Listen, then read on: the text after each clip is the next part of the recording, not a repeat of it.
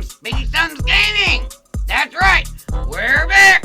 And as promised, we're gonna figure out faster way to get to the rift and the town.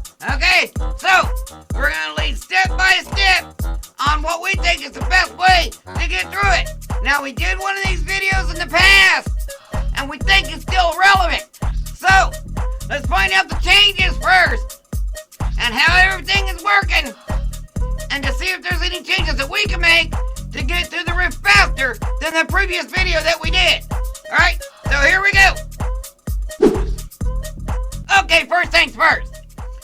Some of you may be stuck on Dead by Daylight and never played another game with challenges set up quite like this. Here on Speedy Gaming, we actually anticipated this change and was expecting it. And sure enough, they brought it into Dead by Daylight. Okay, just like Fortnite, these quests are set up just alike.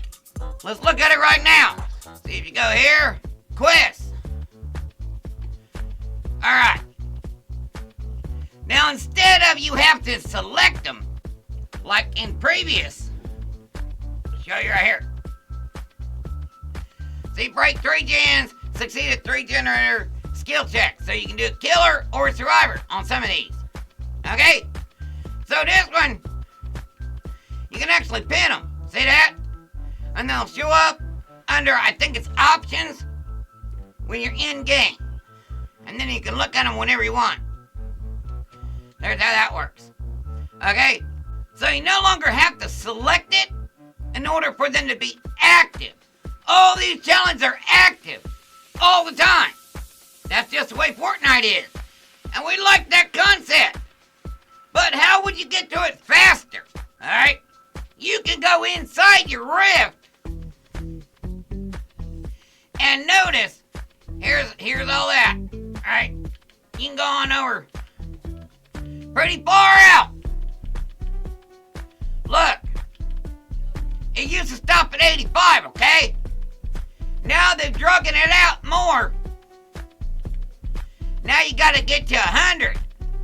So even though they're making these challenges now that they're calling quests easier because all the quests are now active all the time, you don't have to select them.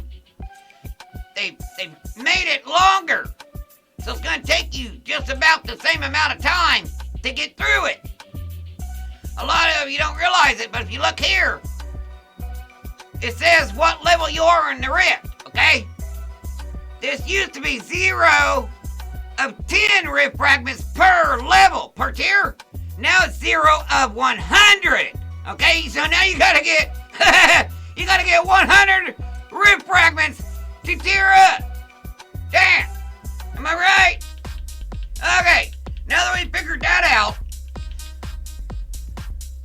you can also unlock tiers. Okay? Like this. And you can pay in your cells to unlock a little bit further. But you can also buy a bundle. Well, where the hell did it go?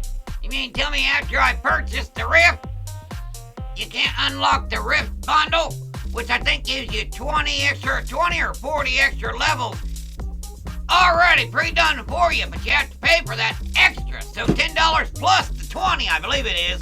So that'd be 20 more. I'm not quite sure, because I can't seem to find it.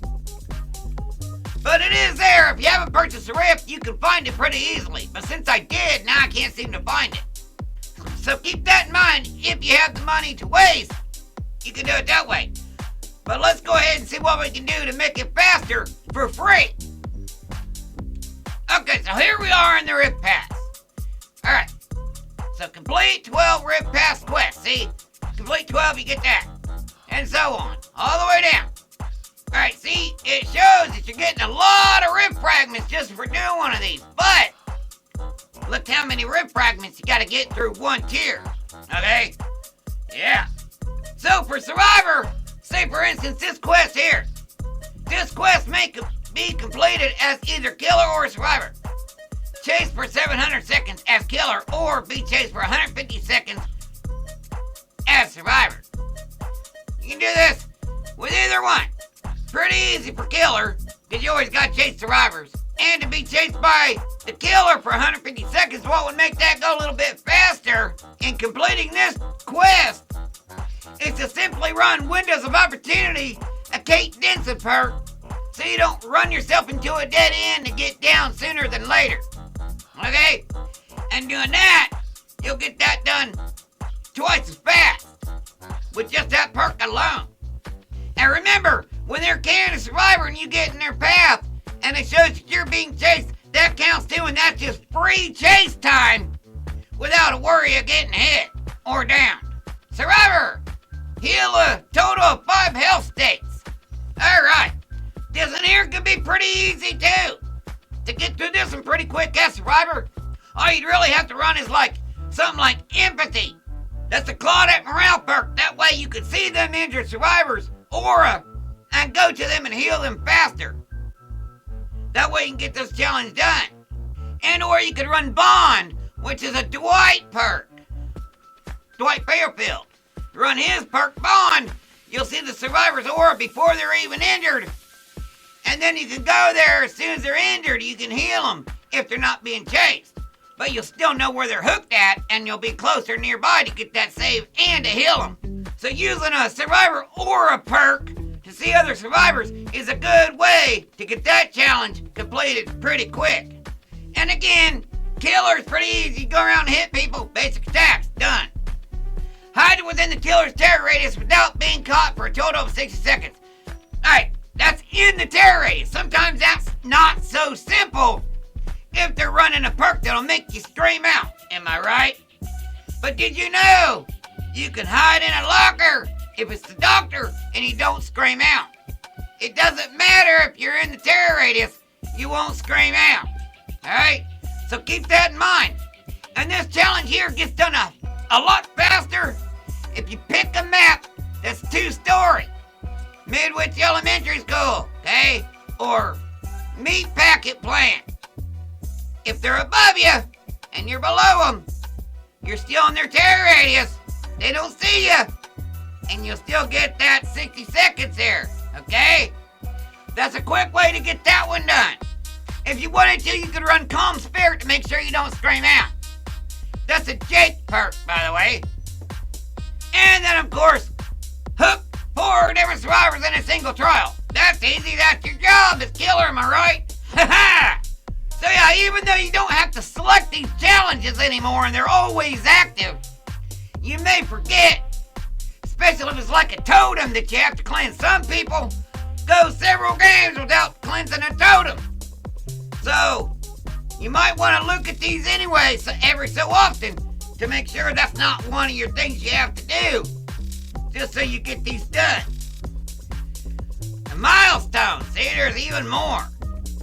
See, break by generators. This shit just keeps going. Complete 1 trial, escape 1 trial. That could be done in the same one, really. Heal a total of 2 health states. We already explained how to do that. Up to 5. Hook 5 survivors, kill 3 survivors. Repair a total of 3 generators. Well, that's survivors' jobs. That shouldn't be too hard. As long as you're doing gens, you'll get her did. And now, instead of the ritual that they used to have, daily rituals, it's called daily. So then you go here, and you can get these free every day as long as you do your challenges. Break 3 gens, succeed at 3 gen skill checks. Complete 1 trial. Kill a survivor and or repair a total of 1 gen. Done. To me, it looks like that all of our old video, even though it's before the 8.7.0 update, and it looks a little different because the Rift and Tome is a little different, along with the Rift fragments, it's still relevant. All of our tips that we give will still work for you. If you're interested, you can go ahead and go over there now. I bet there's some things you may not know, or that may help you out. Remember, keep your butt down and your eyes peeled. You never know if you're walking through the fog and you got clean clothes on because it's your first day in the fog. And the killer comes up to you and finds a dryer lamp from your clean clothes you didn't know you had stuck to you, shoves it down your throat, pulls it all the way down through your intestines, right after Keister.